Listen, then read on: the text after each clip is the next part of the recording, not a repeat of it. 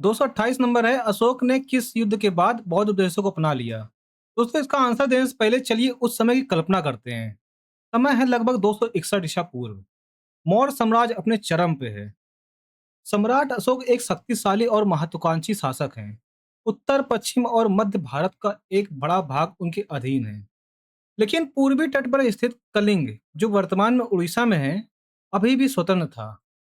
अशोक ने कलिंग पर आक्रमण किया। यह युद्ध अत्यंत भीषण था। ऐतिहासिक स्रोतों, विशेषकर अशोक के 13वें शिलालेख के अनुसार, इस युद्ध में लगभग 1 लाख लोग मारे गए। 1.5 लाख लोग बंदी बनाए गए और इससे भी अधिक लोग युद्ध के दुष्परिणामों से प्रभावित हुए। युद्ध तो अशोक जीत गए, लेकिन जब उन्होंने चारों ओर फैले लाशें, घायल सैनिक और रोते बिखरते परिवार देखे, तो उनका हृदय बदल गया। उन्हें एहसास हुआ कि तलवार से राज तो जीता जा सकता है, लेकिन लोगों का विश्वास और प्रेम नहीं। यहीं से अशोक के जीवन में सबसे बड़ा परिवर्तन आया। उन्होंने दिग्विजय, युद्ध द्वारा विजय की नीति छोड़कर धम्म विजय, नैतिकता और सदाचार द्वारा विजय को अपनाया। बौद्ध धर्म के उपदेशों से प्रभावित होकर उन्होंने अहिंसा, दया, करुणा, धार्मिक सहिष्णुता और प्रजा के कल्याण को अपने शासन का आधार बनाया। अब आप लोग को परीक्षा में याद करने के लिए कुछ तथ्य आप लोग को बताता हूँ मैं। कलिंग युद्ध जो हुआ है वो लगभग 261 ईसा पूर्व में हुआ। स्थान जो वो था वो उड़ीसा था, जो मतलब वर्तमान में जो उड़ीसा नाम है वही वहाँ पर हुआ था। शासन जो था उस वहाँ पर सम्राट अशोक का था। परिणाम जो हुआ, अशोक ने युद्ध नीति त्याग कर धर्म नीति अपनाई। इस घटना का उल्लेख 13वें शिलालेख में मिलता है। कलिंग की रक्त रंजित धरती ने अशोक के मन में करुणा जगा दी। आप यह दृश्य याद रख सकते हो कि कलिंग युद्ध, अशोक का हृदय परिवर्तन। रेलवे एग्जाम का एक फैक्ट देख लेते हैं। कलिंग वर्तमान जो उड़ीसा में है, युद्ध कब हुआ? 261 बीसी। युद्ध के बाद बौद्ध धर्म अपनाया, धम्म की नीति अपनाई और शिलालेखों के माध्यम से प्रचार किया। अब दोस्तों टाइम आता है आप लोग के लिए कि आप कुछ क्वेश्चनों का जवाब दीजिए जो रेलवे एग्जाम में काफी बार पूछे जाते हैं। इसको आप कमेंट में बता सकते हो या फिर अपने नोटबुक में भी लिख सकते हो। ज़्यादा अच्छा होगा कि आप इस क्वेश्चन को जो मैं अभी पूछने वाला हूँ उसको आप अपने उसको वीडियो के कमेंट सेक्शन में लिखिए आंसर इसका। जैसे क्वेश्चन नंबर 228 है, उसके बाद आप इसके जो मैं यहाँ क्वेश्चन दे रहा हूँ उसको आप लिखिएगा। पहला क्वेश्चन है, कलिंग युद्ध किसने लड़ा? कलिंग युद्ध के बाद अशोक ने कौन सी नीति अपनाई? कलिंग युद्ध का उल्लेख किस शिलालेख में मिलता है? अशोक किस वंश का था? नेक्स्ट क्वेश्चन चलते हैं। अशोक के किस शिलालेख में कलिंग युद्ध में अशोक की विजय का उल्लेख किया गया है? चलिए उस समय की कल्पना करते हैं। कलिंग युद्ध समाप्त हो चुका है। सम्राट अशोक युद्ध तो जीत चुके हैं, लेकिन उनके सामने युद्ध भूमि का भयावह दृश्य है। चारों ओर मृत सैनिक, घायल लोग और रोते हुए परिवार। इस घटना ने अशोक के मन को गहराई से झंझोर दिया। अशोक चाहते थे कि आने वाली पीढ़ियां इस युद्ध से सबक लें। इसलिए उन्होंने अपने विचार और संदेश पत्थरों पर खुदवाए, जिन्हें शिलालेख कहा जाता है। इन्हीं शिलालेखों में सबसे प्रसिद्ध 13वां शिलालेख है, क्योंकि इसमें अशोक ने स्वयं कलिंग युद्ध का उल्लेख किया है। उन्होंने केवल अपनी विजय का वर्णन नहीं किया, बल्कि यह भी स्वीकार किया कि इस युद्ध में हुए भीषण नरसंहार से उन्हें गहरा पछतावा हुआ। यही वह शिलालेख है जिससे हमें पता चलता है कि कलिंग युद्ध के बाद अशोक ने युद्ध नीति छोड़कर धम्म विजय को अपनाया। तो इसका सही आंसर जो हो जाएगा वो 13वां शिलालेख में कलिंग युद्ध सबसे विस्तृत वर्णन मिलता है। ओके, यही हमें पता चलता है कि कलिंग युद्ध कितना विनाशकारी था। युद्ध के बाद अशोक को गहरा पश्चाताप हुआ। उन्होंने बौद्ध धर्म और धम्म की नीति अपनाई। आगे उन्होंने युद्ध के बजाय नैतिक विजय, धम्म विजय पर जोर दिया। इसी कारण 13वां शिलालेख भारतीय इतिहास का महत्वपूर्ण शिलालेख माना जाता है। अब कुछ जो कुछ परीक्षा में याद करने का कुछ तथ्य देख लेते हैं। अगर हम शिलालेख की बात करें तो पत्थरों पर खुदाए गए राजकीय आदेश होते थे। मुख्य प्रमुख शिलालेख जो था हमारा वो 14वां था। कलिंग युद्ध का उल्लेख 13वें शिलालेख में मिलता है। कलिंग युद्ध लगभग 261 ईसा पूर्व में हुआ। अशोक का हृदय परिवर्तन इसी युद्ध के बाद होता है। तो दोस्तों हम लोग एक मेमोरी ट्रिक इसका देखते हैं। आप सोचिए, युद्ध के बाद अशोक 13वें पत्थर के सामने खड़े होकर कह रहे हैं कि मैं जीत गया, लेकिन इंसानियत हार गई। इसलिए ये याद रखिए कि 13वां शिलालेख कलिंग युद्ध, पश्चाताप और धम्म विजय। ओके? अब आप लोग के लिए कुछ क्वेश्चन आ रहे हैं जो आप लोग को कमेंट सेक्शन में पेश करने हैं। मतलब आप लोग कमेंट सेक्शन में लिखना है अपनी लैंग्वेज में। ये जो आरबी में बार-बार ये पूछे भी जाते हैं, कलिंग युद्ध किस शिलालेख में वर्णित है? अशोक के कितने प्रमुख शिलालेख हैं? युद्ध के बाद अशोक ने किस नीति अपनाई? मतलब कौन सी नीति अपनाई? कलिंग युद्ध कब हुआ? ये क्वेश्चन आप लोग को कमेंट में बताने हैं। अब नेक्स्ट क्वेश्चन चलते हैं हम लोग। 230 नंबर, सम्राट अशोक का पुत्र था जो मौर्य वंश से संबंधित था। सम्राट अशोक किसका पुत्र था जो मौर्य वंश से संबंधित था? चलिए आप लोग को ले चलता हूं मैं मौर्य राजवंश के महल में। समय है 4वीं शताब्दी ईसा पूर्व। भारत में पहली बार एक विशाल और संगठित साम्राज्य की स्थापना हो चुकी है। इस साम्राज्य की नींव रखी है चंद्रगुप्त मौर्य ने।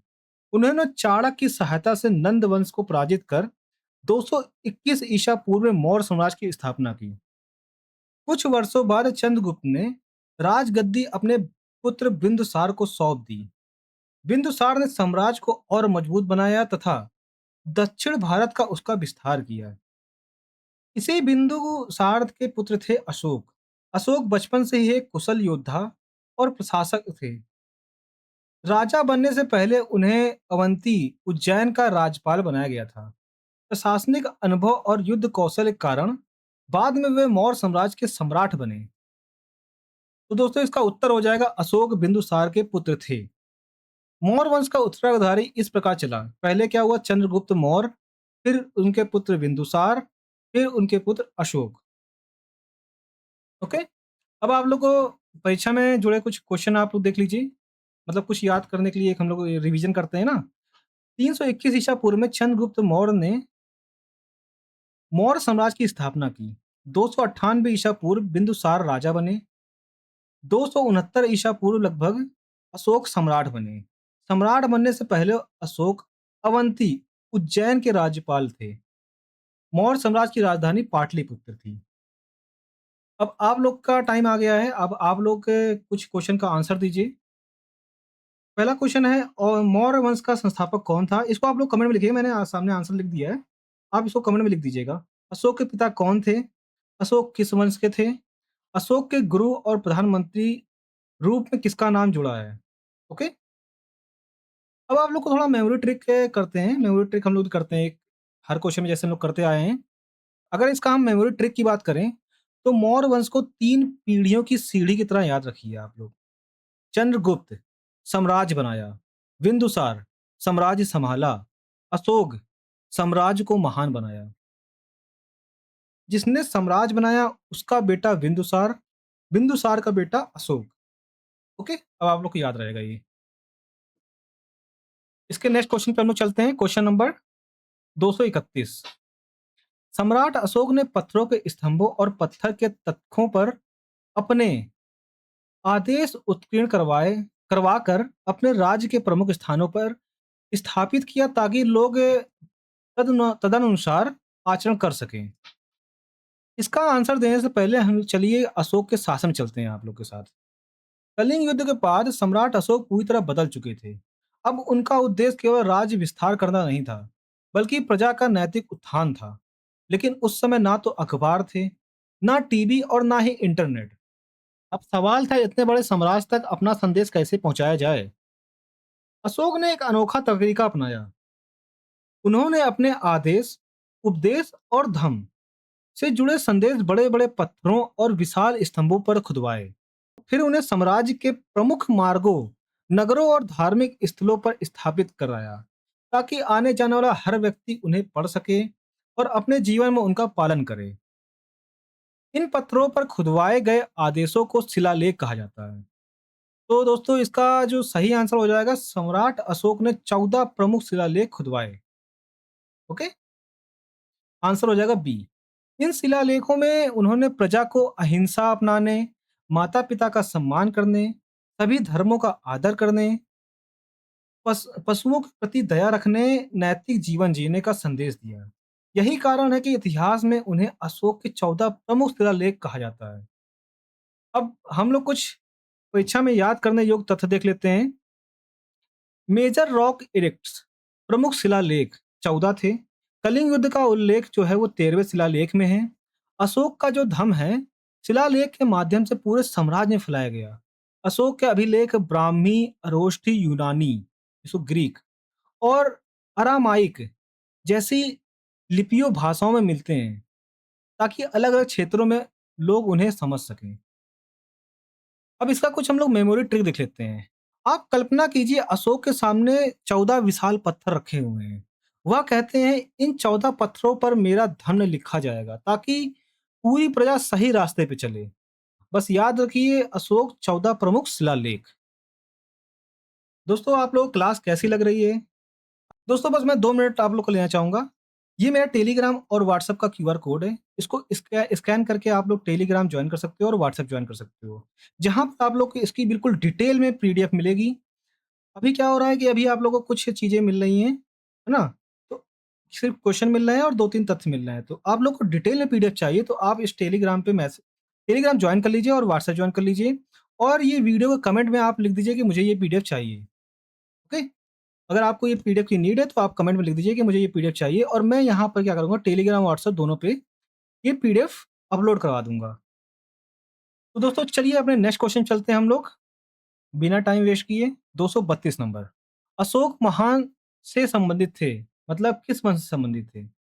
इसका आंसर देने से पहले चलिए लगभग 3200 वर्ष पहले भारत चलते हैं हम लोग। कल्पना कीजिए, आज का भारत नहीं बल्कि प्राचीन भारत।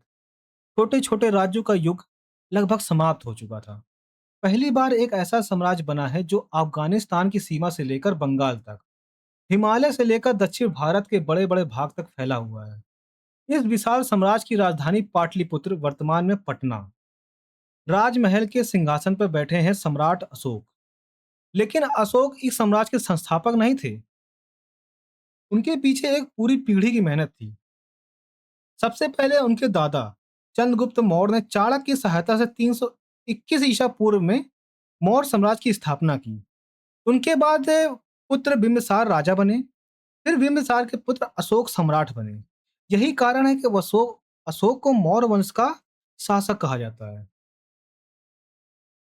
देखिए, अब बात आती है, मौर्य वंश आखिर इतना महत्वपूर्ण क्यों है?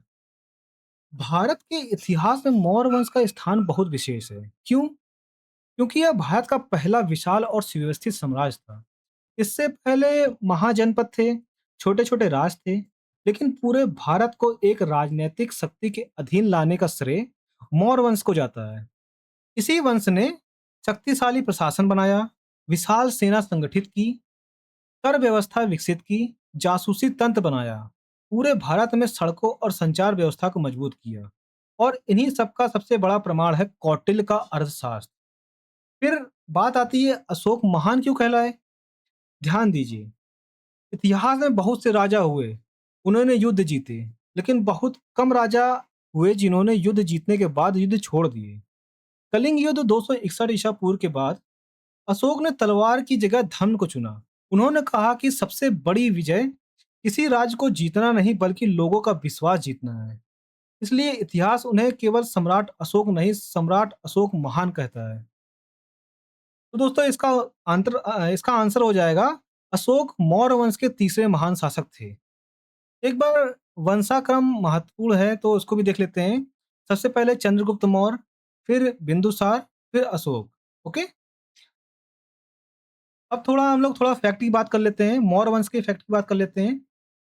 जो हमारे संस्थापक थे वो चंद्रगुप्त मौर्य थे। स्थापना जो की थी वो 321 ईसा पूर्व में की थी। राजधानी इनकी जो थी वो पाटलिपुत्र थी। इनके जो प्रधानमंत्री थे वो थे चाणक्य, जिनको कौटिल्य और विष्णुगुप्त भी बोलते हैं। यूनानी जो राजदूत थे वो मैगस्थनीज थे। प्रसिद्ध पुस्तक उन्होंने इंडिका लिखी। प्रशासन की जानकारी जो मिलती है हमें वो अर्थशास्त्र मिलती है, जो जो हमें मिलती है चाणक्य द्वारा लिखी गई है। अब बात करते हैं अशोक की। इनके जो पिता थे वो बिंदुसार थे। दादा जो थे वो चंद्रगुप्त मौर्य हैं।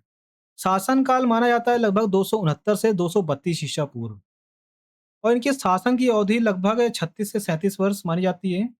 सबसे प्रसिद्ध जो घटना है वो कलिंग युद्ध है, और सबसे प्रसिद्ध शिलालेख 13वां शिलालेख है जिसमें इसका वर्णन मिला है। प्रमुख शिलालेख जो हैं वो 14 हैं। इसकी मेमोरी ट्री देख लेते हैं हम लोग। एक परिवार का पेड़ सोचिए आप। सबसे नीचे जड़ है, वो है चंद्रगुप्त मौर्य, जिसने साम्राज्य बनाया। बीच में आता है तना, जो थे हमारे बिंदुसार, जिसने साम्राज्य को संभाला।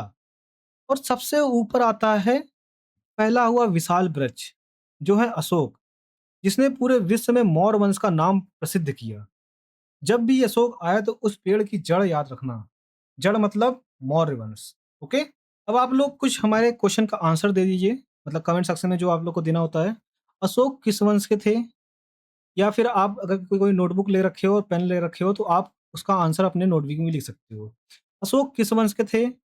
मौर्य वंश का संस्थापक कौन था? अशोक के पिता कौन थे? राजधानी क्या थी? चाणक्य किस राज्य के प्रधानमंत्री थे? अर्थशास्त्र किसने लिखी? मैगस्थनीज किसके दरबार में आया? ओके। ये क्वेश्चन मतलब रेलवे में काफी बार पूछे जाते हैं, तो आप प्लीज इसको आप मतलब कमेंट सेक्शन में बताइएगा और अपनी नोटबुक में लिख लीजिएगा। नेक्स्ट क्वेश्चन है, सम्राट अशोक किस वंश के थे? गाइस 232 और 233 नंबर क्वेश्चन आप लोग बताइए कि इसका आंसर क्या होगा। आप लोग कमेंट में टाइप करिए कि जैसे कि 232 लिखिएगा, उसके बाद उसका आंसर दीजिएगा, 233 लिखिएगा, उसका आंसर दीजिएगा। ओके। चलिए नेक्स्ट क्वेश्चन चलते हैं हम लोग।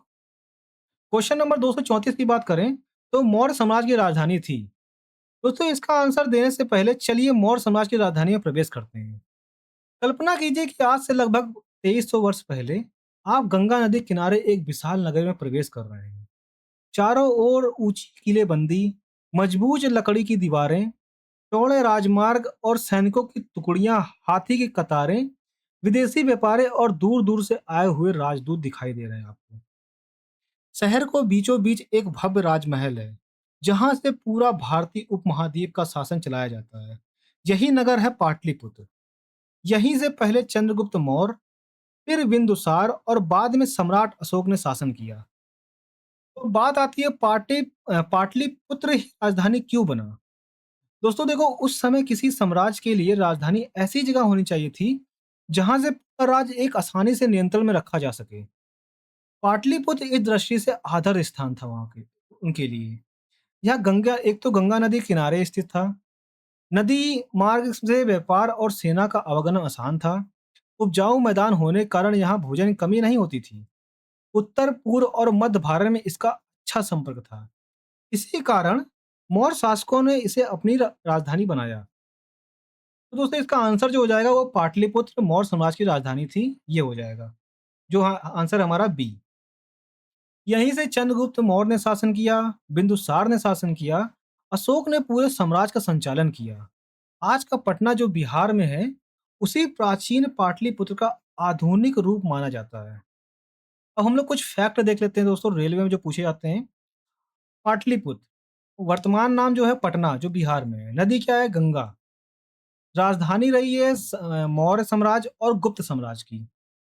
यूनानी राजदूत मेगास्थनीज ने अपनी पुस्तक इंडिका में पाटलिपुत्र का विस्तृत वर्णन किया है। उसने इसे अपने समय के सबसे बड़े और समृद्ध नगरों में से एक बताया है। मौर्य साम्राज्य की एक बार फिर से बात कर लेते हैं। स्थापना 321 ईसा पूर्व में हुई। जो संस्थापक थे वो चंद्रगुप्त मौर्य थे। प्रधानमंत्री जो थे वो चाणक्य हैं और राजधानी जो है वो पाटलिपुत्र है। दोस्तों कुछ मेमोरी ट्रिक हम लोग देख लेते हैं। आप कल्पना कीजिए कि सम्राट अशोक अपने महल की छत पर खड़े होकर गंगा नदी की ओर देख रहे हैं। महल कहाँ है? पाटलिपुत्र में। यानी अशोक यानी अशोक का महल वहीं मौर्य साम्राज्य की राजधानी है। अब बारी आपकी आती है जो आप लोग अपने नोटबुक में आंसर देंगे। मौर्य साम्राज्य की राजधानी क्या थी? वर्तमान में पाटलिपुत्र किस शहर के नाम से जाना जाता है? मेगास्थनीज किस राजधानी में आता है? चंद्रगुप्त मौर्य और अशोक कहाँ से शासन करते थे? और पाटलिपुत्र किस नदी के किनारे स्थित था? इतने आंसर आप लोग दीजिए। और हम लोग चलते हैं अपने नेक्स्ट क्वेश्चन की तरफ, जो क्वेश्चन नंबर है 235। 235 नंबर है कि कौटल का अर्थशास्त्र हमें प्रशासन के बारे में जानकारी देता है। दोस्तों इसका आंसर देने के लिए चलिए 2300 वर्ष पहले चंद्रगुप्त मौर्य के दरबार में चलते हैं। कल्पना कीजिए कि पाटलिपुत्र का भव्य राजमहल है। सिंहासन पर बैठे हैं चंद्रगुप्त मौर्य, लेकिन उनके ठीक बगल में एक ऐसा व्यक्ति बैठा है जो स्वयं राजा नहीं है, फिर भी पूरे साम्राज्य की नीतियां वही बनाता है। यह है कौटल्य। इन्हें हम चाणक्य और विष्णुगुप्त नाम से भी जानते हैं। उन्होंने सोचा एक विशाल साम्राज्य को चलाने के नियम आने वाली पीढ़ी के लिए लिखे जाने चाहिए। इसी उद्देश्य से उन्होंने एक महान ग्रंथ की रचना की जिसको हम लोग अर्थशास्त्र बोल रहे हैं। ध्यान रहे, यहाँ अर्थशास्त्र का मतलब केवल धन नहीं। प्राचीन भारत में इसका अर्थ था राज्य को कैसे चलाया जाए, यानी शासन, प्रशासन, कानून, कर, सेना, न्याय, विदेश नीति और जासूसी जैसे व्यवस्थाओं का विज्ञान। अब बात आती है अर्थशास्त्र में क्या क्या बताया गया है। देखिए, यह केवल किताब नहीं थी, बल्कि मौर्य साम्राज्य का प्रशासनिक मार्गदर्शन है। इसमें विस्तार में बताया गया है राजा के क्या कर्तव्य होने चाहिए, मंत्रियों की नियुक्ति कैसे हो, कर कैसे वसूला जाए, न्याय व्यवस्था कैसे चले, सेना का संगठन कैसा हो, जासूस स्पाई सिस्टम कैसे काम करे, कृषि, व्यापार और उद्योग को कैसे बढ़ाया जाए, विदेश नीति कैसे बनाई जाए। यानी यदि कोई पूछे कि मौर्य प्रशासन को समझने का सबसे महत्वपूर्ण ग्रंथ कौन सा है, तो वो उत्तर उसका आएगा कि कौटिल्य का अर्थशास्त्र। तो दोस्तों इसका आंसर क्या हो जाएगा? अर्थशास्त्र हमें मौर्य साम्राज्य की सबसे विस्तृत जानकारी देता है। इसका आंसर है बी। कुछ हम लोग फैक्ट देख लेते हैं रेलवे में जो आप लोगों को काम आएगा। कौटिल्य के 3 नाम थे, जैसे उन्होंने पीछे ऊपर ऊपर बताया आप लोग को, कौटिल्य, चाणक्य और विष्णुगुप्त। ये तीनों एक ही व्यक्ति के नाम हैं।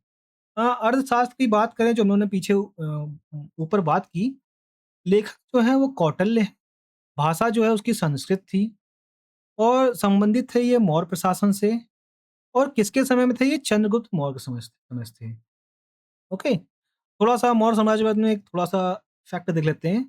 संस्थापक जो थे वो चंद्रगुप्त मौर्य थे, प्रधानमंत्री वो चाणक्य थे और राजधानी जो थी वो पाटलिपुत्र थी इनकी। अब हम लोग मेमोरी ट्रिक इनकी देखते हैं, इसको कैसे आप लोग याद कर सकते हो। थोड़ा मेमोराइज़ कर लेते हैं जिससे आप लोग को ये काफ़ी टाइम तक याद रहे। कल्पना कीजिए कि चंद्रगुप्त मौर्य सिंहासन पर बैठे हैं और उनके हाथ में एक तलवार है, लेकिन चाणक्य के हाथ में एक पुस्तक है।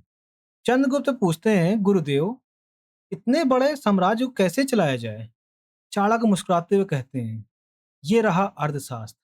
इसमें पूरे मौर्य साम्राज्य को चलाने का नियम रखा है। बस यह याद रखिएगा कि अर्थशास्त्र मौर्य प्रशासन की गाइड बुक। ओके, चलिए अब आप लोग की बारी आती है क्वेश्चन का आंसर देने के लिए, जो आप लोग कमेंट में आप लोग को बताना है। अर्थशास्त्र के लेखक कौन है? चाणक्य का दूसरा नाम क्या है? अर्थशास्त्र किस प्रशासन की राज जानकारी देता है? चाणक्य किस राजा के प्रधानमंत्री थे? मौर्य समाज का संस्थापक कौन था? ओके, चलिए अब हम लोग अपने नेक्स्ट क्वेश्चन चलते हैं। 236 नंबर, चाणक्य का एक नाम क्या था?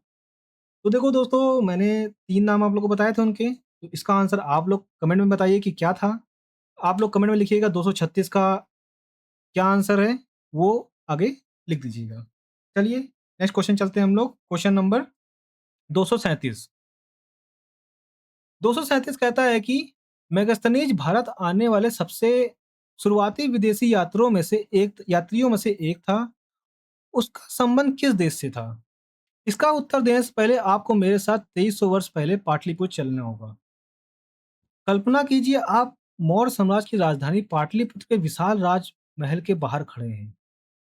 आज महल में एक विशेष अतिथि आने वाला है। वह भारत का नहीं है, वह हजारों किलोमीटर दूर यूनानी से आया हुआ है। वह कोई व्यापारी नहीं, वह कोई सैनिक नहीं, बल्कि एक राजदूत है। उसका नाम है मेगास्थनीज। उसे यूनानी शासक सेल्यूकस निकेटर ने चंद्रगुप्त मौर्य के दरबार में भेजा था। अब बात यह आती है कि मेगास्थनीज भारत क्यों आया था? देखिए, जब सिकंदर की मृत्यु हुई तो उसका उसका विशाल साम्राज्य उसके सेनापतियों में बढ़ गया। पूर्वी भाग पर सेल्यूकस निकेटर का अधिकार हुआ। उत्तर भारत में चंद्रगुप्त मौर्य शक्तिशाली बन चुके थे। दोनों के बीच संघर्ष हुआ। अंततः लगभग 305 से 303 ईसा पूर्व के बीच एक संधि हुई। इस संधि के बाद सेल्यूकस ने अपना राजदूत मेगास्थनीज को चंद्रगुप्त मौर्य के दरबार में भेजा। यहीं से मेगास्थनीज ने भारत को बहुत करीबी से देखा। अब दोस्तों बात आती है मेगास्थनीज ने क्या किया। देखिए, भारत में कई वर्षों का रहने के बाद उसने एक प्रसिद्ध पुस्तक लिखी जिसका नाम था इंडिका। यह पुस्तक हमारे लिए बहुत महत्वपूर्ण है क्योंकि इसमें मौर्यकालीन भारत के तथ्य वर्णन मिलता है। उसने लिखा पाटलिपुत्र कितना विशाल और सुंदर नगर था। राजा का प्रशासन कैसा था? सेना कितनी बड़ी थी? लोग कैसे रहते थे? कृषि, व्यापार और समाज की स्थिति कैसी थी? आज यदि हमें मौर्य काल के बारे में जानकारी मिलती है तो उसका एक बड़ा स्रोत जो है वो मेगास्थनीज की इंडिका भी है। तो दोस्तों इसका सही उत्तर जो हो जाएगा वो मेगास्थनीज यूनानी यूनानी का निवासी था। तो इसका आंसर हो जाएगा ए। वह यूनानी शासक सेल्यूकस का राजदूत बनकर चंद्रगुप्त मौर्य के दरबार में आया था। अब हम लोग इसका कुछ फैक्ट देख लेते हैं मेगास्थनीज के बारे में। देखिए ये जो देश से आया था वो था यूनान। पद जो था इसका वो राजदूत का पद था। किसके दरबार में आया था? ये चंद्रगुप्त मौर्य के दरबार में आया था। और किसने भेजा था? सेल्यूकस निकेटर ने। और प्रसिद्ध पुस्तक थी जो थी इसकी इंडिका थी। ओके दोस्तों, एक क्वेश्चन और है कि इंडिका से क्या जानकारी मिलती है। देखिए मौर्य प्रशासन की जानकारी मिलती है। पाटलिपुत्र का वर्णन मिलता है इसमें। सेना, समाज, कृषि, व्यापार, ये सब जानकारियां मिलती है। ओके, अब इसका थोड़ा मेमोरियलाइज कर लेते हैं। जो हम लोग मेमोरी ट्रिक देखते हैं। आप कल्पना कीजिए यूनान से एक यात्री हाथ में डायरी लेकर भारत आता है। वह पूरे भारत को देखता है, फिर अपनी डायरी के ऊपर लिखता है इंडिका। ओके, बस इतना याद रखिए। यूनानी यात्री, मेगास्थनीज, इंडिका। ओके, आप क्वेश्चन कर ले जाओगे। अब बारी आपकी आती है जो आप नोटबुक अपने आंसर लिखोगे। मेगास्थनीज किस देश का था? मेगास्थनीज किसके दरबार में आया था? उसे किस शासक ने भेजा था? इंडिका किसने लिखी? इंडिका से किस काल की जानकारी मिलती है? ओके, ये 5 प्रश्न आप लोग बताइए। हम लोग चलते हैं अपने क्वेश्चन नंबर 238 में।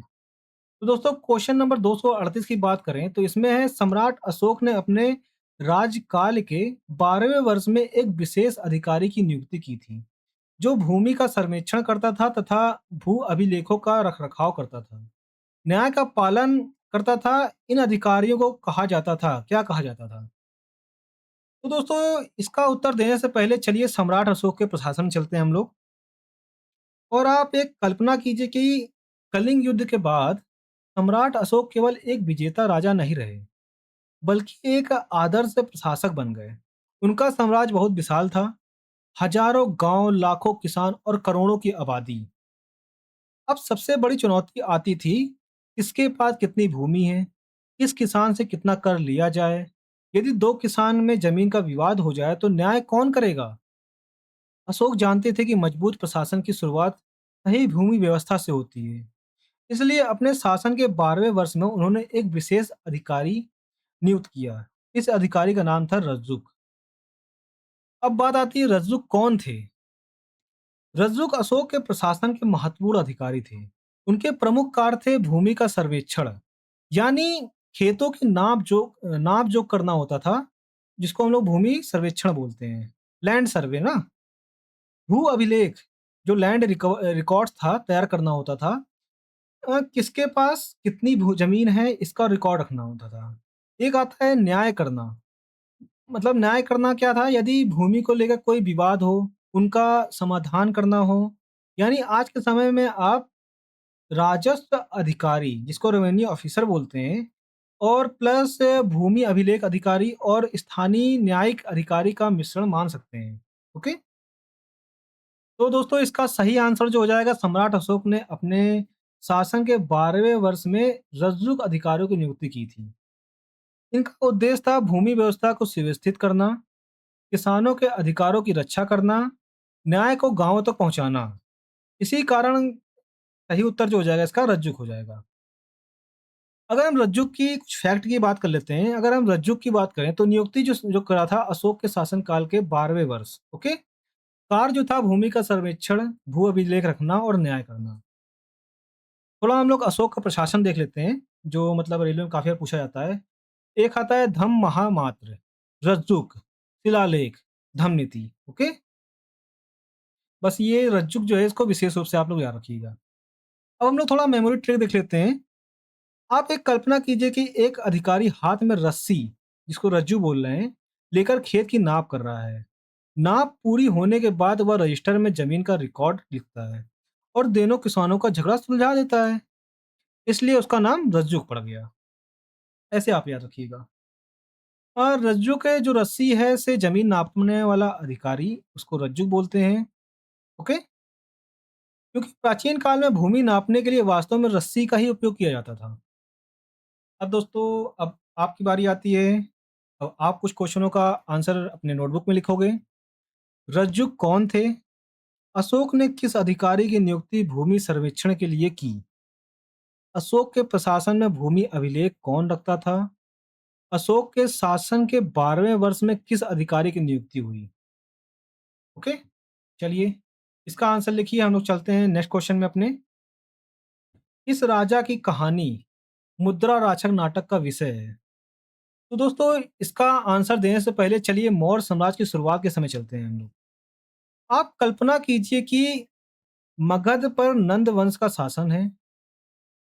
राजा धनानंद अत्यंत शक्तिशाली हैं, लेकिन उनकी नीतियों से जनता और कई विद्वान असंतुष्ट हैं। इसी समय एक महान राजनीतिज्ञ चाणक्य यह संकल्प लेते हैं कि वे नंद वंश का अंत करके एक योग्य शासक को सिंहासन पर बिठाएंगे। उन्हें एक युवा और साहसी व्यक्ति मिलता है जिसका नाम था चंद्रगुप्त मौर्य।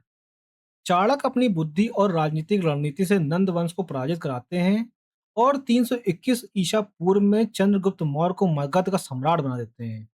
लेकिन यह कहानी केवल इतिहास की किताबों में ही नहीं मिलती, बल्कि एक प्रसिद्ध संस्कृत नाटक में भी मिलती है। उस नाटक का नाम है मुद्रा राक्षस। अब दोस्तों, बात ये आती है मुद्रा राक्षस क्या है। मुद्रा राक्षस संस्कृत का एक प्रसिद्ध ऐतिहासिक नाटक है। विशाख दत्त हैं। इस नाटक का मुख्य विषय जो है वो चाणक्य की राजनीतिक बुद्धिमत्ता, नंद वंश का पतन, चंद्रगुप्त मौर्य का राज्यरोहण और अमात्य राक्षस को मौर्य शासन से जोड़ने की कहानी है। यानी यह केवल युद्ध की कहानी नहीं, बल्कि राजनीतिक कूटनीति और राज निर्माण की कहानी है। तो दोस्तों, इसका जो सही आंसर हो जाएगा वो मुद्रा राक्षस का प्रमुख पात्र चंद्रगुप्त मौर्य है। यह नाटक उनके जीवन और मौर्य साम्राज्य की स्थापना के आसपास की घटनाओं पर आधारित है। ओके। तो अगर हम रेलवे के कुछ फैक्ट की बात कर लें हम लोग, तो दोस्तों इसको आप लोग थोड़ा शॉर्ट में याद रखिए कि मुद्रा राक्षस के लेखक जो थे वो विशाख दत्त थे। भाषा जो थी इसकी वो संस्कृत थी। विषय जो थे वो चंद्रगुप्त मौर्य एवं मौर्य साम्राज्य की स्थापना। मुख्य पात्र कौन कौन है इसमें? चंद्रगुप्त मौर्य, चाणक्य और अमात्य राक्षस। ओके। और ध्यान रखिएगा, मुद्रा राक्षस कोई धार्मिक ग्रंथ नहीं है। ओके। यह एक ऐतिहासिक नाटक है। अब दोस्तों, हम लोग आ गए हैं अपनी मेमोरी ट्रिक पे, जो हम लोग जिससे हम लोग मेमोरी ट्रिक मेमोराइज करते हैं।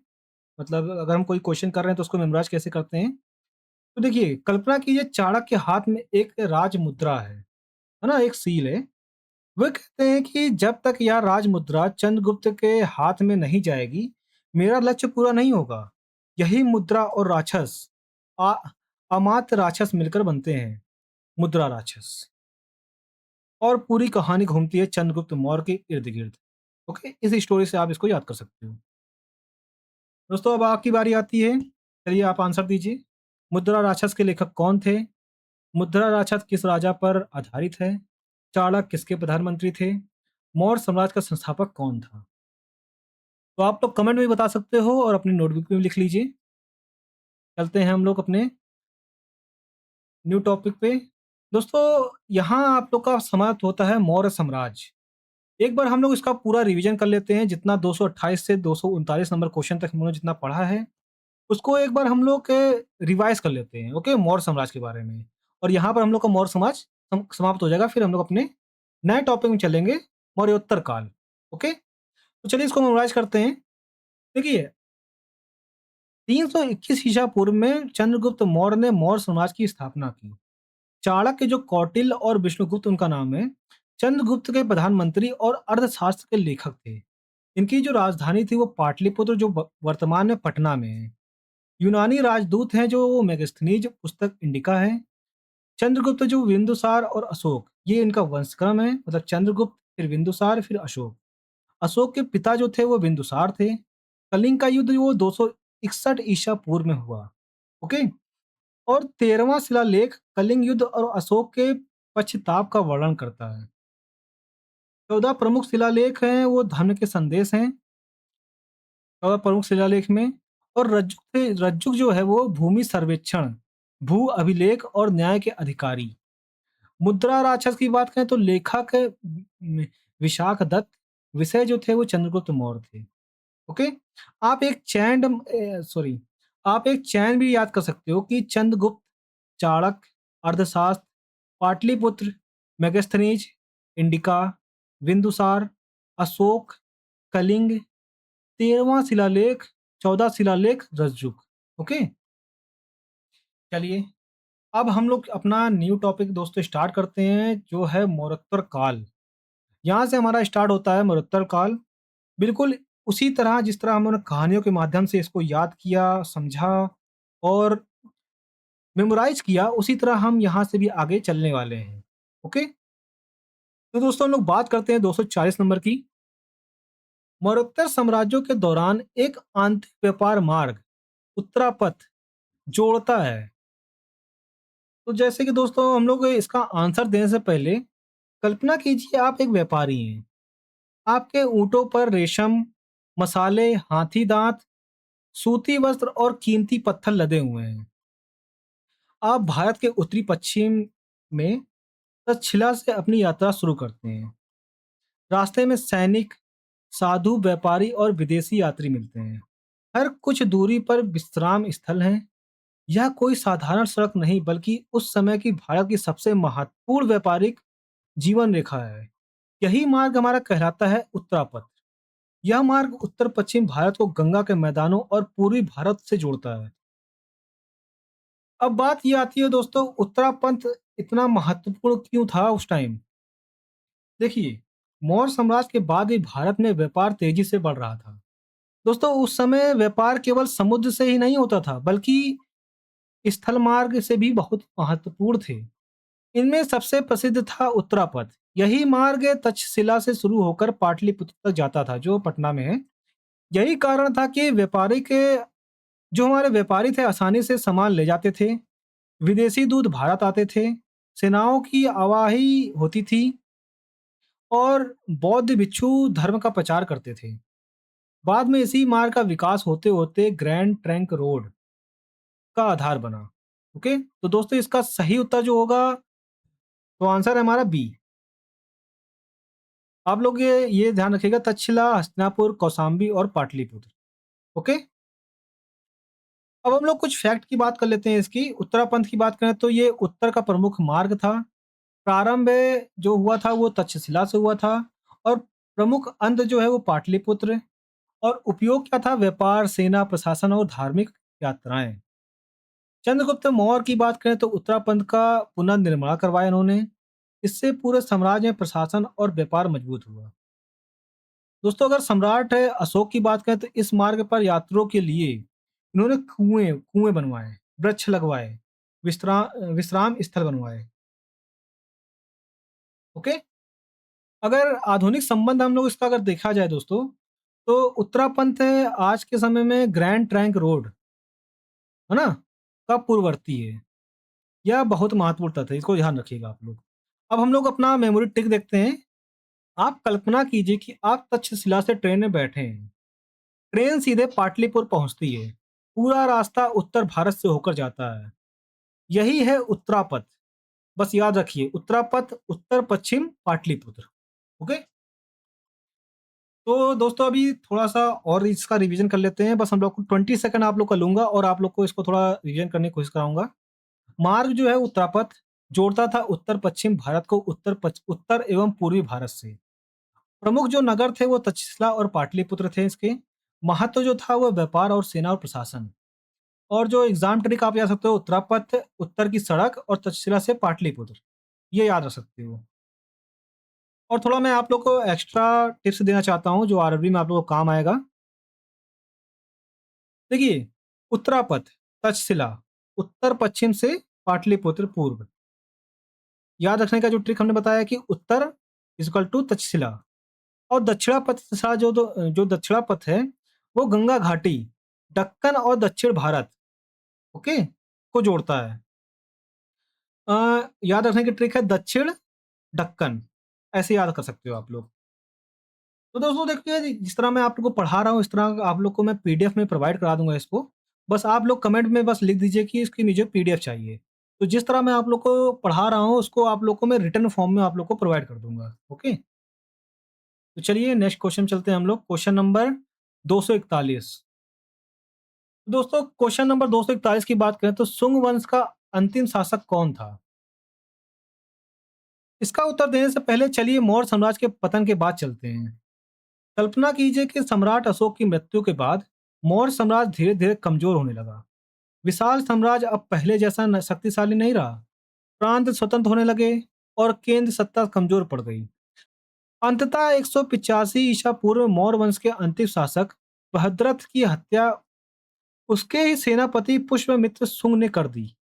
यहीं से शुरुआत होता है शुंग वंश 185 ईसा पूर्व से। पुष्यमित्र शुंग ने मगध की गद्दी संभाली और लगभग एक शताब्दी तक शुंग वंश का शासन चला। लेकिन समय के साथ यह वंश भी कमजोर पड़ गया। शुंग वंश का अंतिम राजा था देवभूति। अब दोस्तों बात आती है देवभूति के साथ क्या हुआ। इतिहास बताता है कि देवभूति एक कमजोर शासक था। राज्य का वास्तविक नियंत्रण उसके मंत्री वासुदेव कण्व के हाथों में आ गया। अंततः वसुदेव कण्व ने देवभूति की हत्या कर दी और स्वयं राजा बन गया। यहीं से शुरू हुआ कण्व वंश, यानी मौर्य वंश, शुंग वंश और कण्व वंश।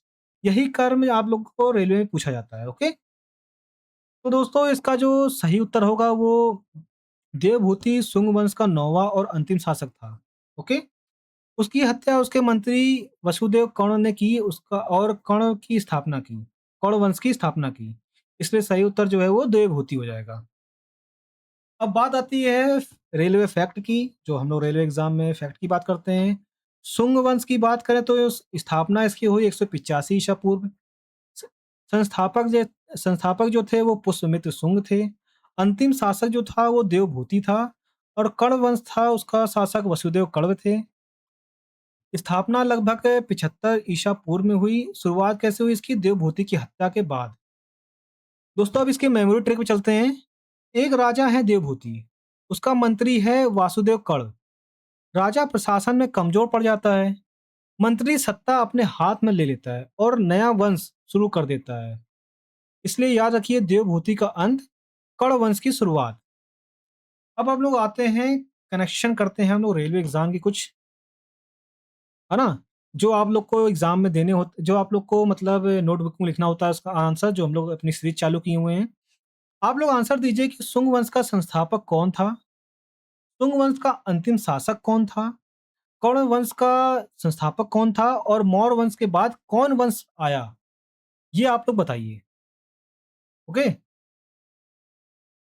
आप लोग एक चीज और थोड़ा मतलब एक टिप्स और याद रख लीजिए, एक क्रम याद रख लीजिए कि मौर्य वंश, शुंग वंश, कर्ण वंश और सातवाहक जो दक्षिण में प्रमुख शक्ति थी, कुषाण जो उत्तर पश्चिम में थी, उसके बाद गुप्त।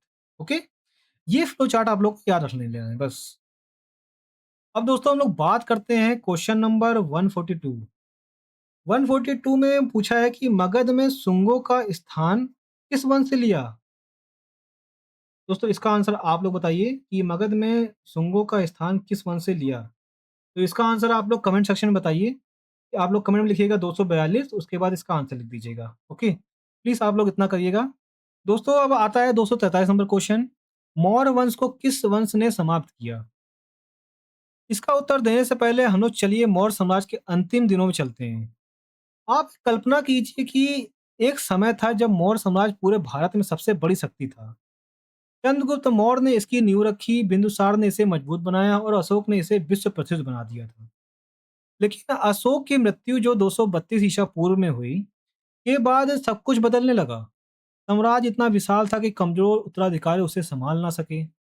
एक एक करके प्रांत स्वतंत्र होने लगे और राजकोष कमजोर हो गया। सेना का मनोबल गिरने लगा और अंत में मौर्य वंश का अंतिम राजा बना बृहद्रथ मौर्य। दोस्तों अब वह घटना आती है जिसने पूरा इतिहास बदल दिया। अब एक दृश्य की कल्पना कीजिए कि राजधानी पाटलिपुत्र में एक विशाल सैन्य परेड चल रही है। सम्राट बहादुरथ अपनी सेना का निरीक्षण कर रहे हैं और उनके सबसे विश्वसनीय व्यक्ति कौन है? सेनापति पुष्यमित्र। लेकिन इतिहास में कई बार सबसे बड़ा खतरा बाहर से नहीं अंदर से आता है। सैन्य परेड के दौरान पुष्यमित्र सुंग ने बृहद्र की हत्या कर दी। यह कोई विदेशी आक्रमण नहीं था दोस्तों, यह राजमहल के भीतर हुआ सत्ता परिवर्तन था। यही मौर्य साम्राज्य समाप्त हुआ और उसी क्षण सुंग वंश की स्थापना हुई। तो दोस्तों, अब बात आती है कि यह घटना इतनी महत्वपूर्ण क्यों थी। देखिए, यह केवल राजा की हत्या नहीं थी दोस्तों, यह भारतीय इतिहास में एक नए युग की शुरुआत थी। 185 ईसा पूर्व में मौर्य वंश समाप्त हुआ, सुंग वंश की स्थापना हुई। पुष्यमित्र सुंग मगध का नया शासक बना। इसलिए इतिहास में 185 ईसा पूर्व एक महत्वपूर्ण वर्ष माना जाता है। तो इसका जो सही आंसर होगा वो मौर्य वंश का अंत सुंग वंश ने किया। कैसे? अंतिम शासक बृहद्रथ की हत्या की। उसकी हत्या किसने की थी? पुष्यमित्र सुंग ने की थी। उसके बाद कौन वंश शुरू हुआ? उसके बाद सुंग वंश शुरू हुआ, तो इसका आंसर हो गया सुंग वंश। अब हम लोग थोड़ा फैक्ट देख लेते हैं जो हम लोग ऊपर देख चुके हैं। मौर्य वंश स्थापना 221 ईसा पूर्व। संस्थापक थे वो चंद्रगुप्त मौर्य थे। अंतिम शासक वो बृहद्रथ थे। सुंग वंश के जो स्थापना हुई थी 185 ईसा पूर्व में हुई। संस्थापक जो थे वो पुष्यमित्र सुंग थे। स्थापना कैसे हुई? वो बृहद्र की हत्या के बाद हुई। राजधानी क्या थी इनकी? पाटलिपुत्र थी। सुंग वंश के प्रमुख शासक जो थे वो पुष्यमित्र सुंग, अग्निमित्र, भगभद्र, देवभूति अंतिम जो थे। फिर वासुदेव कर्ण ने देवभूति की हत्या कर कर्ण वंश की स्थापना की। अब दोस्तों, हम लोग थोड़ा मेमोरी ट्रिक देखते हैं, जिससे एक स्टोरी के माध्यम से आप लोग को ये प्रश्न बिल्कुल हमेशा के लिए याद रहेगा। एक रिले रेस की कल्पना कीजिए। चंद्रगुप्त ने दौड़ना शुरू किया, बिंदुसार ने बैटन आगे बढ़ाई और अशोक ने सबसे शानदार दौड़ लगाई। लेकिन अंतिम धावक बृहद्रथ कमजोर पड़ गया। तभी बाहर की टीम नहीं, उसी टीम का कप्तान सेनापति पुष्यमित्र बैटन छीनकर नई टीम बना देता है। वह नई टीम थी सुंग वंश। ओके, इसलिए याद रखिए, बृहद्रथ का अंत, सुंग वंश की शुरुआत। अब दोस्तों, आप लोग की बारी आती है आंसर देने की। मौर्य वंश का अंतिम शासक कौन था? इसका आंसर दीजिए। मौर्य वंश का अंत किसने किया? सुंग वंश का संस्थापक कौन था? सुंग वंश की स्थापना कब हुई? ये 4 क्वेश्चन आप लोग आंसर दीजिए।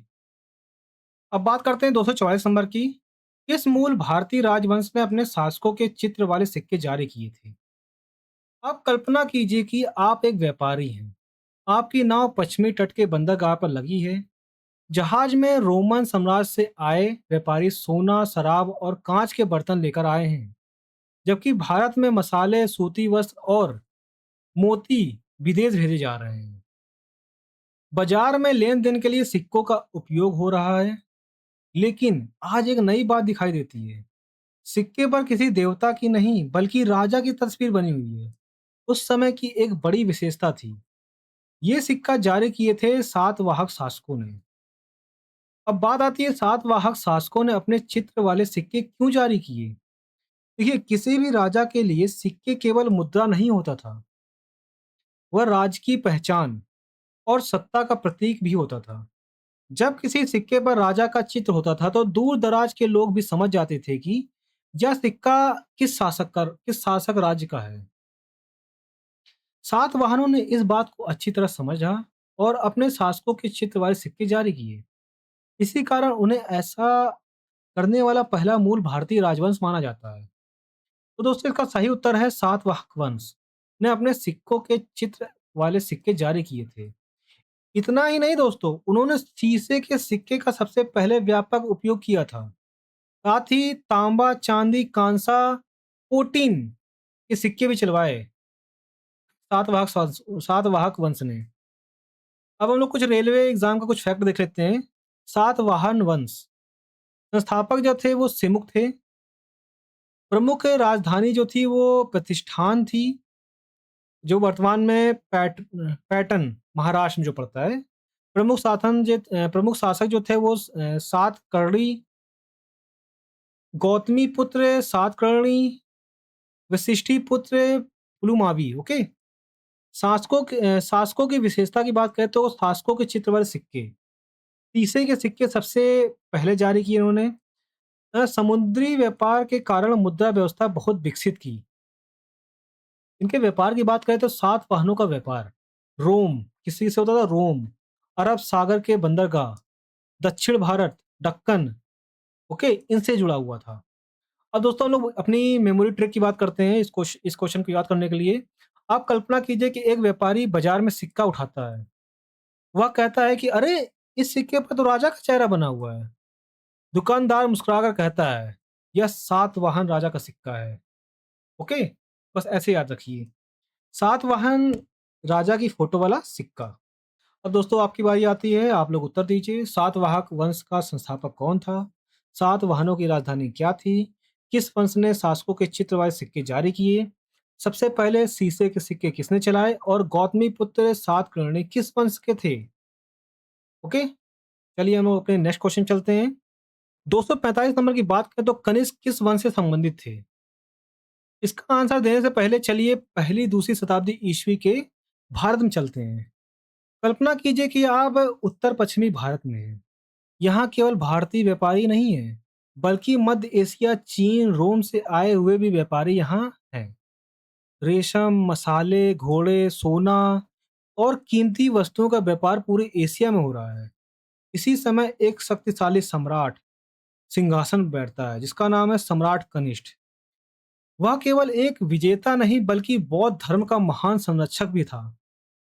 उसके शासनकाल में भारत व्यापार, संस्कृति और बौद्ध धर्म का एक बड़ा केंद्र बन गया। अब बात आती है कनिष्क कौन थे? देखिए कनिष्क कुषाण वंश के सबसे महान और प्रसिद्ध शासक थे।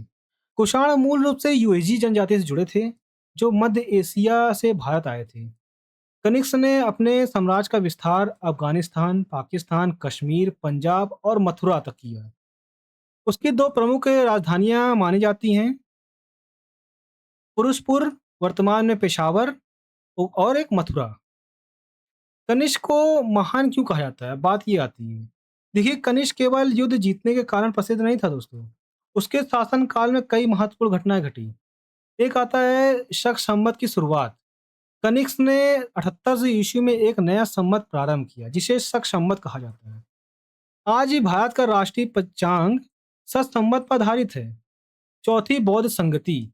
कनिष्क ने कश्मीर के कुंडल वन में चौथी बौद्ध संगति आयोजित करवाई। इसके अध्यक्ष थे आचार्य वसुमित्र। यही बौद्ध धर्म में महायान परंपरा को विशेष महत्व मिला। ध्यान दें, परीक्षा में अक्सर पूछा जाता है कि कनिष्क महायान बौद्ध धर्म का संरक्षक था। ओके, कला और व्यापार। कनिष्क के समय गंधार कला का बहुत विकास हुआ। इस कला में पहली बार भगवान बुद्ध की मूर्तियां बड़ी संख्या में बनाई जाती हैं। तो इसका सही उत्तर है कनिष्क कुषाण वंश का सबसे प्रसिद्ध और शक्तिशाली शासक था। इसलिए इसका आंसर हो जाएगा कुषाण वंश। अब हम लोग अपने फैक्ट की बात कर लेते हैं। कनिष्क की बात करें तो इस वंश जो था वो कुषाण। राज्यरोहण जो हुआ 7800 ईस्वी में हुआ। प्रसिद्ध जो थे वो शक संवत, चौथी बौद्ध संगति और महायान बौद्ध धर्म का संरक्षण। अब चौथी बौद्ध संगति की बात कर लेते हैं। स्थान कुंडल वन, कश्मीर। समय कनिष्क का शासनकाल और अध्यक्ष थे जो वो वसुमित्र थे। कुषाण वंश की बात करते हैं तो सबसे प्रसिद्ध शासक कनिष्क था, अंतिम शासक वासुदेव थे। अब दोस्तों बात आ गई है इंटरेस्टिंग चीज की, जो हम लोग अपना मेमोराइज करते हैं इस क्वेश्चन को। आप कल्पना कीजिए कनिष्क अपने दरबार में बैठे हुए हैं। एक हाथ में बुद्ध की प्रतिमा है, दूसरे हाथ में नया कैलेंडर 78 ईस्वी। ओके, सामने बौद्ध भिक्षुकों की सभा चल रही है। यानी कनिष्क, कुषाण प्लस शक संवत, चौथी बौद्ध संगति और महायान। यही दृश्य आप लोग को एग्जाम में आप लोग को याद रहना चाहिए। ओके, आप उत्तर दे लोगे। अब आप लोग कुछ क्वेश्चन का आंसर दीजिए। कनिष्क किस वंश का शासक था? शक संवत किसने शुरू किया? और चौथी बौद्ध संगति किसके समय में हुई? चौथी बौद्ध संगति कहाँ हुई? कनिष्क किस बौद्ध संप्रदाय का संरक्षक था? कुषाण वंश का सबसे प्रसिद्ध शासक कौन था? इन सबके आंसर आप लोग कमेंट सेक्शन में लिखिए। चलिए हम लोग अपने नेक्स्ट क्वेश्चन चलते हैं। नेक्स्ट क्वेश्चन है 246 नंबर, कनिष्क वंश का सम्राट था। किसका सम्राट था कनिष्क? इसका आंसर आप लोग बस ऐसे लिखिए कमेंट में कि 246 नंबर, और इसका जो आंसर है वो आप लोग कमेंट में बता दीजिए। ओके, हम लोग अपने क्वेश्चन नंबर 247 चलते हैं। 247 नंबर क्वेश्चन है कि शक युग आरंभ हुआ था। तो दोस्तों इसका आंसर देने से पहले चलिए सम्राट अशोक कनिष्क के राजरोहण के दिन चलते हैं हम लोग। आप कल्पना कीजिए कि वर्ष 7800 ईस्वी कुषाण साम्राज्य की राजधानी में उत्सव का माहौल है। आज एक नए सम्राट का राज्यभिषेक होने वाला है, सम्राट कनिष्क। राज्य अभिषेक के बाद कनिष्क एक महत्वपूर्ण घोषणा करता है। आज से एक नया संवत इरा शुरू होगा। यही नया संवत इतिहास में प्रसिद्ध हुआ शक संवत। यही कारण है कि 78वीं ईस्वी भारतीय इतिहास में सबसे महत्वपूर्ण तिथियों में से एक मानी जाती है। अब बात ये आती है दोस्तों कि शक संवत क्या होता है। अगर हम शक संवत के अर्थ की बात करें तो किसी महत्वपूर्ण घटना से वर्षों की गणना शुरू करना। ओके, उसे हम लोग कहते हैं शक संवत। जैसे आज पूरी दुनिया में ईस्वी चलता है, इसी प्रकार प्राचीन भारत में कई संवत चलते थे। विक्रम संवत, शक संवत, गुप्त संवत। इसमें शक संवत की शुरुआत 78 ईस्वी में हुई। अब हम लोग देखते हैं कनिष्क और शक संवत का संबंध। अधिकांश देखिए, अधिकांश जो हमारी परीक्षा होती है उसमें क्या होता है कि कनिष्क ने, जो हम लोग को पढ़ाया जाता है वो है कनिष्क के 78वीं ईस्वी में शक संवत का आरंभ किया गया है। ओके, ये आप लोग ध्यान रखिएगा। अब हम लोग राष्ट्रीय कैलेंडर से संबंधित कुछ चीजें देख लेते हैं। भारत ने 22 मार्च 1957 से शक संवत को भारत के राष्ट्रीय पंचांग नेशनल कैलेंडर के रूप में अपनाया। इसलिए शक संवत केवल इतिहास का विषय नहीं है, बल्कि आज भी प्रशासनिक रूप से महत्वपूर्ण है। तो इसका जो उत्तर हो जाएगा वो हो जाएगा 7800 ईस्वी, मतलब 7800 एडी। ओके, अब हम लोग कुछ फैक्ट देख लेते हैं। शक संवत की बात करें तो 7800 एडी संबंधित है ये सम्राट कनिष्क से और वंश है कुषाण। और भारत का राष्ट्रीय पंचांग की बात करें तो आधार है शक संवत और लागू हुआ था 22 मार्च 1957। ओके, अब दोस्तों आती है मेमोराइज की बात। मान लीजिए दो राजा सामने खड़े हैं, एक है विक्रमादित्य। उसमें से विक्रमादित्य कहते हैं कि मैं 57 ईसा पूर्व से शुरू होता हूँ। कनिष्क कहते हैं मैं 7800 ईसा पूर्व से शुरू होता हूँ। बस दोनों को अलग अलग खड़ा हुआ देख लीजिए, फिर कभी भी आप लोग को भ्रम नहीं रहेगा इस क्वेश्चन में। दोस्तों अब बात आती है आप लोग की, आप लोग क्वेश्चन के आंसर देने की। तो आप लोग कहानी आप लोगों ने बहुत अच्छे से सुनी। चलिए आंसर दीजिए, शक संवत किसने शुरू किया? शक संवत कब शुरू हुआ? भारत का राष्ट्रीय पंचांग किस पर आधारित है? विक्रम संवत और शक संवत में क्या अंतर है? और कनिष्क किस वंश का शासक था? तो दोस्तों आप कमेंट में आंसर दे सकते हैं और अपने नोटबुक में भी लिख सकते हैं। दोस्तों 248 नंबर क्वेश्चन की बात करें तो ईसा पूर्व शताब्दी की शुरुआत में कुषाणों ने भारत के उत्तर पश्चिमी सीमा पर अपना अधिकार स्थापित कर लिया। दोस्तों इसका उत्तर देने से पहले चलिए उस समय के उत्तर पश्चिमी भारत की सीमा पर चलते हैं। आप कल्पना कीजिए कि आप भारत की उत्तर पश्चिमी सीमा पर खड़े हैं। यहीं से सदियों से विदेशी जातियां भारत में प्रवेश करती आ रही हैं। यूनानी, शक, पार्थियन और अब मध्य एशिया से एक नई शक्ति भारत की ओर बढ़ रही है। यह है कुषाण। धीरे धीरे उत्तर पश्चिमी भारत पर अपना अधिकार स्थापित करके और आगे चलकर यह विशाल साम्राज्य खड़ा करते हैं। इसी साम्राज्य का सबसे महान शासक बाद में बना सम्राट कनिष्क। अब बात आती है कनिष्क कौन थे? कुषाण मूल रूप से युएझी जनजाति के एक शाखा थे। युएझी मध्य एशिया में रहते थे। लगातार संघर्षों के कारण वे दक्षिण की ओर आए और अंततः अफगानिस्तान तथा उत्तर पश्चिम भारत में बस गए। यहीं से कुषाण साम्राज्य का उदय हुआ। कुषाण वंश का संस्थापक माना जाता है कुजुल कुडफिसेस। इसी ने विभिन्न कुषाण कबीलों को एकजुट किया और भारत की उत्तर पश्चिमी सीमा पर अपनी शक्ति स्थापित की। बाद में विम किडफिसेस और फिर कनिष्क ने इस साम्राज्य को चरम पर पहुंचा दिया। तो दोस्तों इसका सही उत्तर है पहली। सी पहली।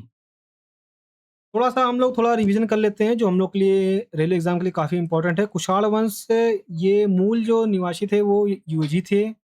संस्थापक जो थे वो कुजुल कड़फिसेस थे। सबसे महान शासक था जो कनिष्क था।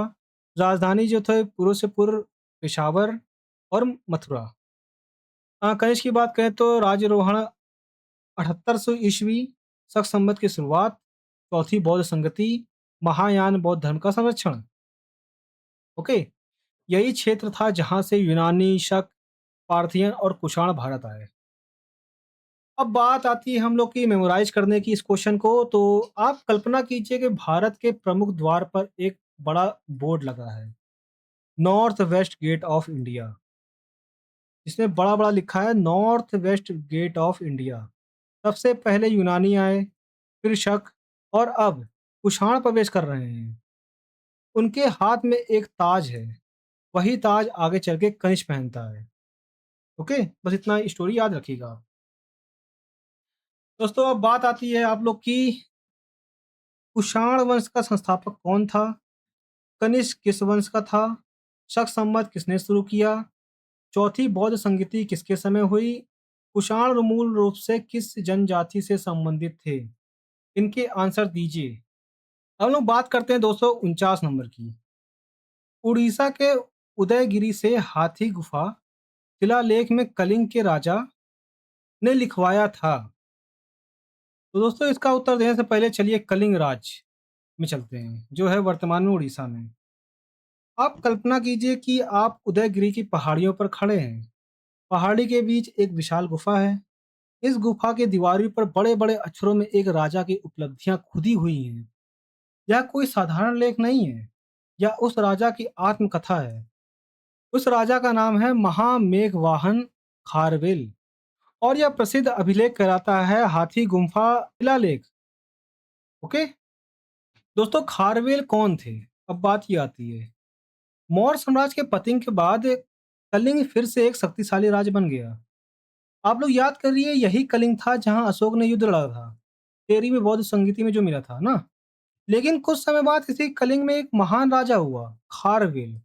यह केवल एक योद्धा नहीं था बल्कि विजेता, प्रशासक, धन संरक्षक, कला एवं सार्वजनिक निर्माण का समर्थक भी था। अब बात आती है हाथी गुफा शिलालेख क्यों प्रसिद्ध है। खारवेल ने अपनी उपलब्धियों को उदयगिरी की हाथी गुफा गुफा में खुदवाया। इस अभिलेख में हमें जानकारी मिलती है खारवेल के सैन्य अभियान, सिंचाई और सार्वजनिक निर्माण, कलिंग की समृद्धि और धार्मिक सहिष्णुता और प्रशासन। यानी यदि मौर्य काल को समझाने के लिए अशोक शिलालेख महत्वपूर्ण है, तो कलिंग के इतिहास को समझाने के लिए हाथी गुफा शिलालेख सबसे महत्वपूर्ण स्रोत है। तो दोस्तों इसका आंसर हो जाता है हमारा ए, खारवेल। ओके, थोड़ा हम लोग फैक्ट देख लेते हैं रेलवे की तरफ से। हाथी गुफा शिलालेख की बात करें तो ये उदयगिरी उड़ीसा में है। राजा जो है वो खारवेल हैं, भाषा प्राकृत है और लिपि जो है वो ब्राह्मी है। विशेषता जो है वो तिथि रहित है, मतलब तिथि रहित अभिलेख है, ओके, अनडेटेड है इसकी, ये ध्यान रखिए। अब खारवेल की थोड़ी बात कर लेते हैं। जो राज्य था इनका वो कलिंग था।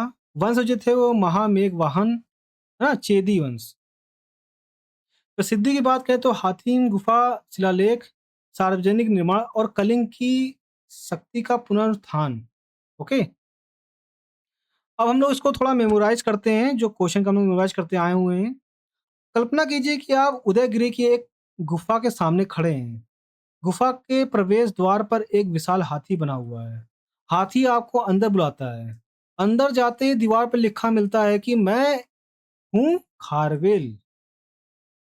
बस इतना याद रखिए, हाथी गुम्फा खारवेल। ओके, अब दोस्तों आपकी बारी आती है, आप आंसर दीजिए। हाथी गुम्फा शिलालेख किसने बनवाया? हाथी गुफा शिलालेख कहाँ स्थित है? खारवेल किस राज्य का शासक था? हाथी गुफा शिलालेख किस भाषा में है? और तिथि रहित अभिलेख कौन सा है? अगर आपसे तिथि रहित अभिलेख की बात किया जाए तो वो कौन सा है? ये भी आप लोग बताइए। थोड़ा मैं एक्स्ट्रा आप लोग को टिप्स देना चाहूँगा इसी क्वेश्चन में। अगर आप 13वां शिलालेख की बात करें तो वो अशोक ने कलिंग युद्ध के बाद, है ना? हाथिम गुफा शिलालेख की बात करें तो वो खारवेल शासक संबंधित था। प्रयाग प्रशस्ति की बात करें तो समुद्रगुप्त, और एहोल अभिलेख की बात करें तो पुलकेशिन द्वितीय। ओके, ये 4 चीज़ें आप लोग याद रखिएगा। तो दोस्तों यहाँ पर मौर्योत्तर काल के सभी क्वेश्चन समाप्त होते हैं। एक बार हम लोग इसका थोड़ा रिवीजन कर लेते हैं, जो अभी तक हम लोगों ने पढ़ा है। मौर्योत्तर काल में जितना भी हम लोगों ने अभी तक पढ़ा, उसको हम लोग एक बार रिवीजन कर लेते हैं। सबसे पहले मौर्य वंश का अंत। अंतिम जो मौर्य शासक था वो बृहद्रथ था। हत्या किसने की थी? पुष्यमित्र सुंग ने की थी। वर्ष 185 ईसा पूर्व में। नया वंश जो था वो सुंग वंश बना, है ना? ट्रिक थी जो बृहद्रथ गिरा, सुंग उठा। ये याद रखिए, बृहद्रथ गिरा, सुंग उठा। अब आती है दोस्तों सुंग वंश की बात। इसके संस्थापक जो थे वो पुष्यमित्र सुंग थे। अंतिम शासक जो था वो देवभूति था। देवभूति की हत्या वासुदेव कर्ण ने की थी। इसके बाद कर्ण वंश से आता है ना? ट्रिक याद रखिए, देवभूति गया, कर्ण आया। अब उत्तरापद की बात करते हैं तो जोड़ता था तक्षशिला और पाटलिपुत्र को। उत्तर पश्चिम भारत को उत्तर पूर्वी भारत से जोड़ता था। आगे चल के ग्रैंड ट्रैंक रोड का पूर्ववर्ती बना। उत्तरापद उत्तर की सड़क, ऐसे याद रखिए। सातवाहन वंश संस्थापक जो था वो सिमुक था। राजधानी थी वो प्रतिष्ठान थी ना, पैठन। विशेषता क्या थी कि शासकों के चित्र वाले सिक्के, सबसे पहले शीशे के सिक्के, ये इनकी मतलब विशेषता थी। सातवाहन सिक्कों का राजा की फोटो, ये ध्यान रखिए।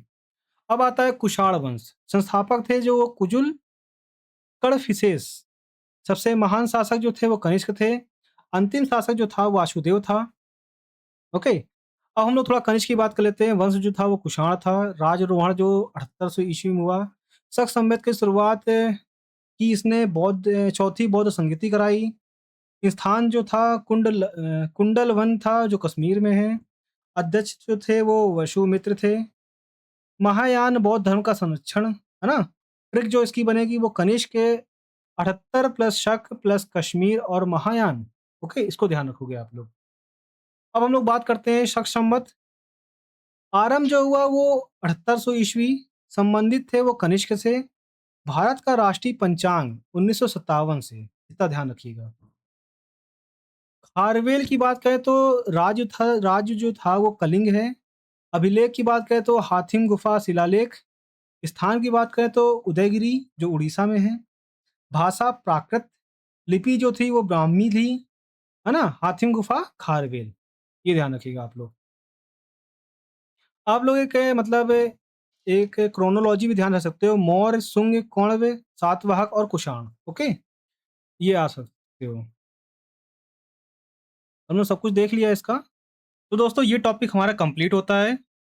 कल मिलते हैं आप लोग से न्यू टॉपिक के साथ। दोस्तों अगर मुझे आप सपोर्ट करना चाहते हो तो प्लीज़ चैनल को सब्सक्राइब कर लीजिएगा और वीडियो को लाइक करके उसको शेयर कर दीजिएगा।